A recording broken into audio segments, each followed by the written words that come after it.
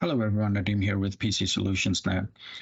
So today I'm going to touch on how you can easily restore Windows to a previous state.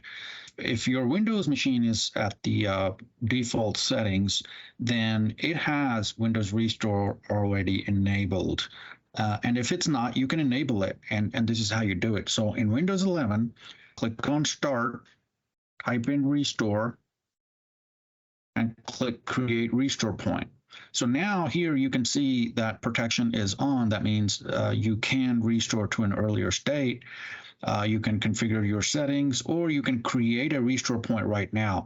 Why would you want to create a restore point? So if you're getting ready to install some application, maybe that you haven't tested before, you can create a restore point before installing the application. Now, to restore your system, simply go to System Restore. And once you click this, it'll give you some options. So I'm going to click it.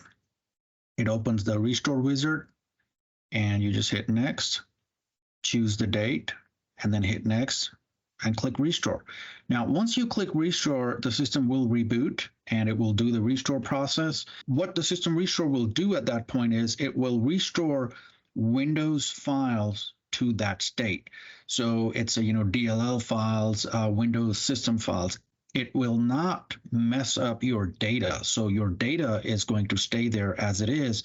It's just going to roll back Windows to a previous state. Now, if you've installed certain applications under program files, for example, the data for those applications will stay there under program files, but the registry entries, any DLLs that the system might have created in the Windows folder will get removed. So that's how you can use Windows Restore to your advantage. Everybody have a great day.